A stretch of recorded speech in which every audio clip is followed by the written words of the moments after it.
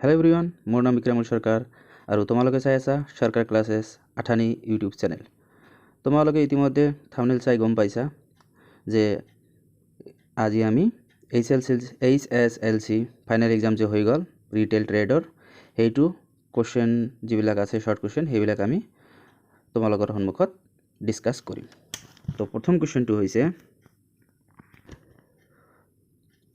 সাষ্টেইনেবল development goals R given বাই বহনক্ষম উন্নয়নৰ লক্ষ্য প্ৰদান কৰা সংস্থাটো হ'ল, এইটো হ'ব আমাৰ ইউনাইটেড নেশ্যনছ। 1 নম্বৰ যে কুৱেশ্যন দিয়া আছে তাত দুটা লিখিব কৈছে, কিন্তু আমি সকলোকেইটা ডিছকাছ কৰিম, কাৰণ কিছুমানে প্ৰথমৰ পৰা লিখিছে দুইটা, কিছুমানে মাজৰ পৰা দুইটা লিখিছে, সেইকাৰণে আমি সম্পূৰ্ণ কুৱেশ্যনবিলাক কি কৰিম, ডিছকাছ কৰিম। কুৱেশ্যন নম্বৰ 1 বি,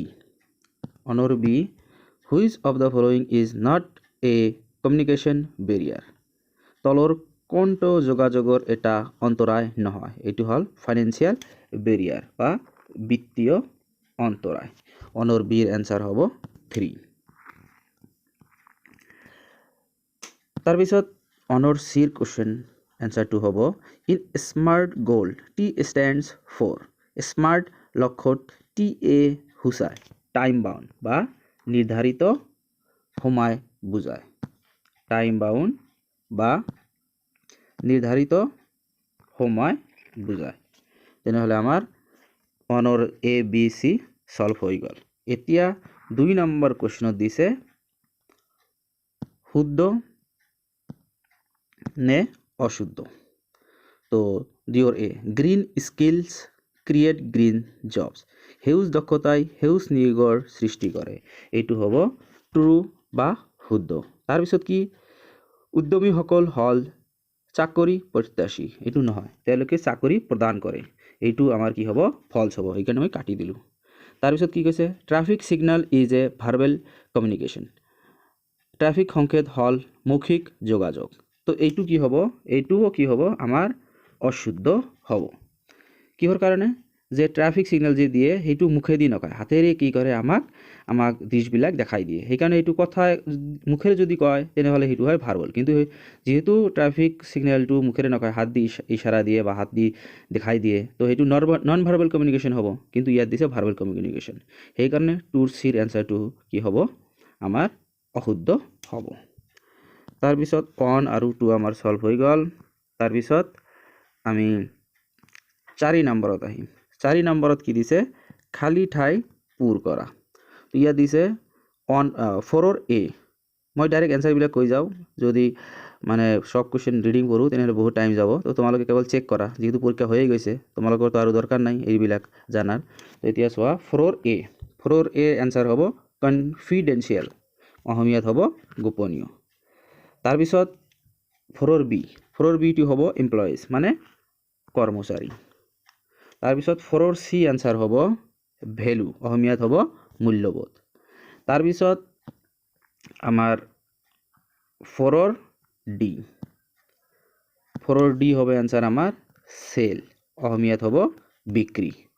তাৰপিছত ই নাম্বাৰ এনসাৰ হ'ব কেছ অন ডেলিভাৰী ইংৰাজীত, আৰু অসমীয়াত হ'ব ডেলিভাৰী সময়ত নগদ ধন প্ৰদান, যিটো আমি যেতিয়া আমি অনলাইনত বস্তু অৰ্ডাৰ দিওঁ তাতে লিখা থাকে কেছ অন ডেলিভাৰী, এইটোতো মোৰ মতে সবেই লিখিছে আনচাৰটো, কাৰণ তাত লিখাই থাকে কেছ অন ডেলিভাৰী মানে বস্তু যেতিয়া দিব তেতিয়া আমাৰ পইচাটো দিব লাগে, সেইকাৰণে এছামিছত লিখিব লাগিব যে ডেলিভাৰী সময়ত নগদ ধন প্ৰদান।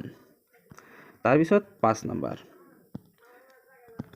5 নম্বৰত কি কৈছে, শুদ্ধ নে অশুদ্ধ সেইটো ক'ব কৈছে, তো মই ডাইৰেক্ট কৈয়ে দিওঁ যে মই ৰাইট হ'লে ৰাইট দিম, আৰু যদি ভুল হয় তেনেহ'লে কাটা দিম। A নম্বৰটো হ'ব অশুদ্ধ, B নম্বৰটো হ'ব শুদ্ধ, C নম্বৰটো হ'ব শুদ্ধ, D নম্বৰটো হ'ব শুদ্ধ, E নম্বৰটো হ'ব শুদ্ধ। তাৰপিছত আমি ডিছকাছ কৰিম 6 নম্বৰটো। এতিয়া 6 নম্বৰ, যে 6ৰ A হ'ব ৰিটেইল পৰিবহণৰ এটা মাধ্যম হ'ল ৰোড বা কি হ'ব, স্থলপথ হ'ব।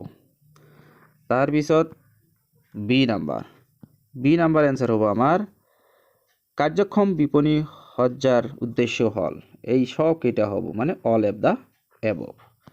তাৰপিছত C নম্বৰ এনসাৰটো হ'ব অল অফ দ্য এবভ, 6ৰ C। তাৰপিছত 6ৰ ডি 6ৰ ডি এনসাৰ হ'ব অল অফ দা এবভ তাৰপিছত ই নাম্বাৰটো হ'ব 6ৰ ই নাম্বাৰটো হ'ব সহকৰ্মীলৈ প্ৰেৰণ কৰা বাৰ্তা হ'ব লাগে ক্লিয়াৰ বা সুস্পষ্ট হ'ব লাগে সুস্পষ্ট হ'ব লাগে তো ইতিমধ্যে আমি কি কৰিলো আমি সম্পূৰ্ণ মানে যিবিলাক এমসিকিউ আৰু শৰ্ট কোৱেশ্চন খালিটাই আছে সম্পূৰ্ণ সলভ কৰিলো আৰু তোমালোকে কি কৰিব লাগে তোমালোকে কেৱল ইয়াৰ ভিতৰত 60টা কি কৰিব লাগে 16টা এনসাৰ কি কৰিব লাগে এটেম্প কৰিব লাগে বা লিখিব লাগে তো এই ভিডিওটো সম্পূৰ্ণ চোৱাৰ পিছত তোমালোকে সেই 16 মাৰ্কৰ ভিতৰত কিমান মাৰ্ক পালা সেই মাৰ্কটো তোমালোকৰ এই ভিডিওৰ কমেন্টত জনাবা আৰু ভিডিওটো যদি ভাল লাগে তেনেহলে তোমালোকৰ ফ্ৰেণ্ডৰ মাজত শেয়াৰ কৰিবা শেয়াৰিং ইজ কেয়াৰিং ধন্যবাদ